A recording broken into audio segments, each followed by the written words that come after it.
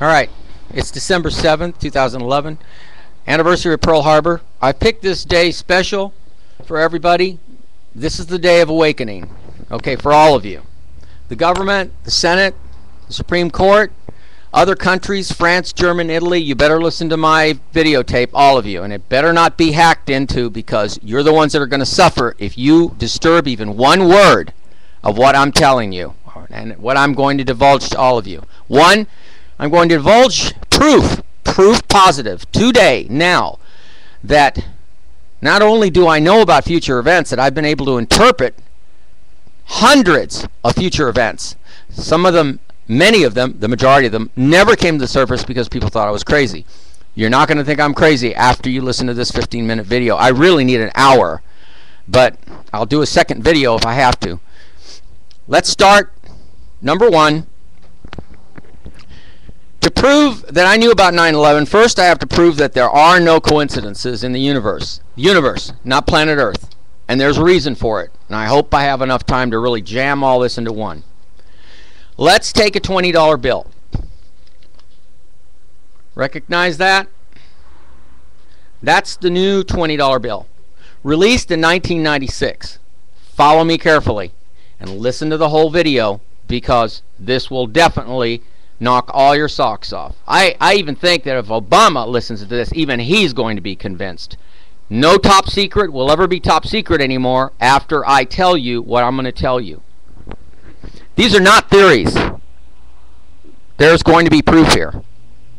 Now, we all know about, many of us do, there's still some that don't, that if you fold a $20 bill, the new released in 1996 $20 bill, which was actually engraved back in 1994, 93, something like that, that it depicts the World Trade Center on fire and the Pentagon on fire. Now, me and my twin were in Washington, D.C. back in the mid-'80s. Wait, get ready for the punchline here. A few years ago, right after 9/11, I called the Treasury Department just to verify what I had seen, what me and my older twin had seen on the White House lawn. They were taking a picture of the newly sandblasted front to the White House. It was all covered. After it had been taken down, I remember distinctly how the trees were shaped, everything. And I saw this new $20 bill, and I go, I've seen that before somewhere, but I just can't remember. I already knew 7 years before the 9/11 event, because of my quantum chaos physics field generators, computer generators, which gave me all this information over and over again. In 1990, let's go back to Hands Across America. We handed out, my twin did, I didn't. He handed out a prediction sheet that had to do with the Bible and Revelations, and I mentioned this in yesterday's taping, that the beast is identified in Revelation 13 in the Bible. I also mentioned the Gulf disaster being mentioned in a later Revelation, a couple of chapters later. All right, what has that got to do with the $20 bill? I'm not changing the subject. Hold on. It has to do with predictions, okay? And it has to do that nothing that the human species has ever written, no storyline that you see on TVs, radios, and when there wasn't TVs and radios, in books, Jules Verne, Journey to the Center of the Earth, all that stuff is not coincidence. It's bits and pieces of, you might say, the way Nostradamus was able to focus in on future events by looking in a bowl of water. Remember what I just said, looking into a bowl of water on a tripod. Remember what I just said, because all this is going to come and meld together towards the end of this taping. The $20 bill, biblical prophecies, any prophecies throughout the world concerning any religions. All of them, as a matter of fact. So anyway, I saw that picture, and I called, after the 9/11 event, I called the Treasury Department. I said, how did you come to using that particular design for the back of the White House? And she said, we took it from a picture. I said, what year did you take that picture? She said, 1984. So then I put it together that that picture was taken after they had sandblasted the White House.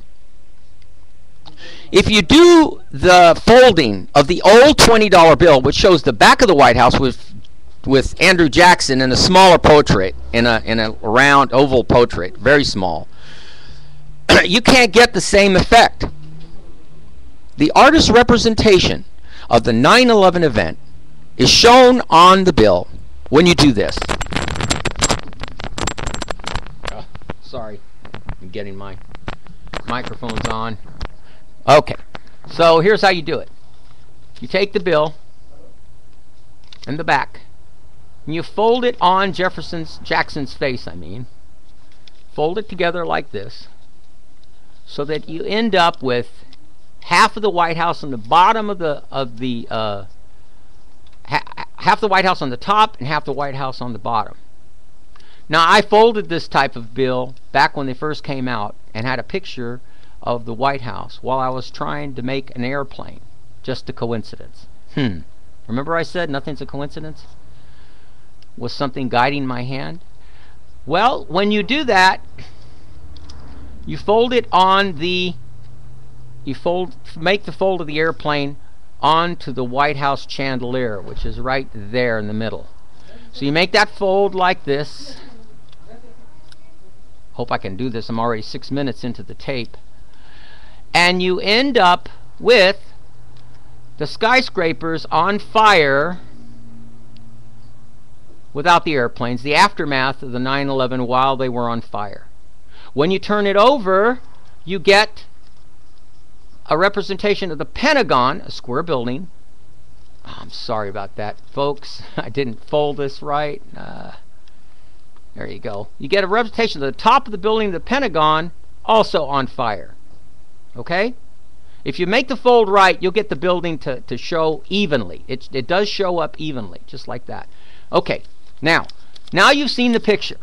And when you do it at home, you're going to realize that this is a weird coincidence. Now, when I talk about quantum physics and chaos physics, most people talk about fractals and all of this kind of stuff, but this has to do with something far, far greater. It concerns the whole universe. Now, listen carefully. When you look at the White House has a 3 triangle above, which is an architectural general design. It's interesting to note that coincidentally, only 2 planes were involved that hit the World Trade Center. One was the rogue plane that hit the Pentagon. At least there are conspiracy theorists that says that they were missiles or they were an airplane that was not an aircraft carrying passengers. Whatever the story is, it doesn't matter. The storyline here is, how did the picture of the aftermath of the World Trade Center and the Pentagon get on here 1996, long before 2001? Now, during the Marine barracks, how this connects to the Bible, during the Marine barracks explosion during the Reagan era, Reagan's name is the only president of all the presidents of the United States that comes up with the number 666. 6 letters in his first, middle, and last name. And it comes up 666. In that sheet that was handed out to Hands Across America, it mentions in Revelation 13 about a beast that's represented by 666, a human number. And then it mentions, remember, Reagan was attempted assassinated by Hinckley. And it mentions that one of the heads on the beast is wounded, like a mortal wound, but it is miraculously healed. Reagan's press secretary had a nickname, Brady.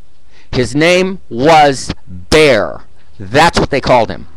And it says in the biblical representation, it transfers over and says this beast, which represents a bear, wounded head, is miraculously healed. Brady didn't die. He ended up in a wheelchair, but he didn't die. So that can be considered a miraculous healing. It goes on talking about another beast that comes that rises out of the earth. Reagan's vice president was Bush. His last name is Bush, and it grows out of the earth. And in Revelations, it says that a bush grows out of the earth. 2 presidents named Bush unconsecutively held office. It says that none can stand against the beast. It goes on, but if you look in there, you will see and compare it like a template to from the 1980s to now, you'll see that there are interpretations that are undeniably too much of a coincidence. I've got more, but I'm not going to be able to cover it all in this thing. It's 10 minutes into the tape. Now, Osama bin Laden mentioned during the Marine barracks right afterwards that they were thinking of an attack on America using airplanes. And when my twin was in Dallas, Texas, talking to a protest crowd in front of the Republican convention, a foiled attack with a small airplane full of explosives was foiled by the government that was going to fly into the Republican convention back in 1984 in Dallas, Texas. It doesn't stop here. Trust me, there's more to this story than even the media. There's more meat in this story. The media is probably looking at my tape, being told by the government, you cannot cover this guy at all. They try to tell the media he's nuts, he's this, he's that. But, you know, they're going to be looking at this going, there's so much meat in this story. How is he putting all these dots together? Bear with me. 3 planes attacked the White House. These are coincidences. A triangle above the White House. The 4th plane crashed in the state of Pennsylvania. What street does the White House sit on? Pennsylvania Avenue. Now we can go back and do all of these so-called comparison anomalies, like John Kennedy. He was shot with a rifle from a distance, from a building. And John Kennedy's personal secretary's name was Evelyn Lincoln. Abraham Lincoln was shot with a pistol at close range, same place, back of the head, in the head. Also, his personal secretary's name was, you got it, Mrs. Kennedy.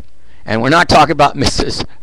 Boulevard Kennedy. We're talking about a lady who was, in Abraham Lincoln's time, last name Kennedy. There are more coincidences that I can point to you, but I'd have to have a seminar to show you and actually draw on a drawing board and connect all the dots. The 9/11 attack was predicted by me with a giant letter sent to the Clinton administration in 1993.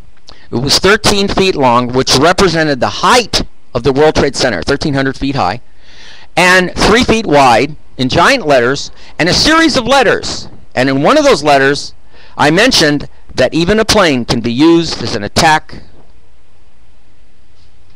as a massive attack, as a weapon of war.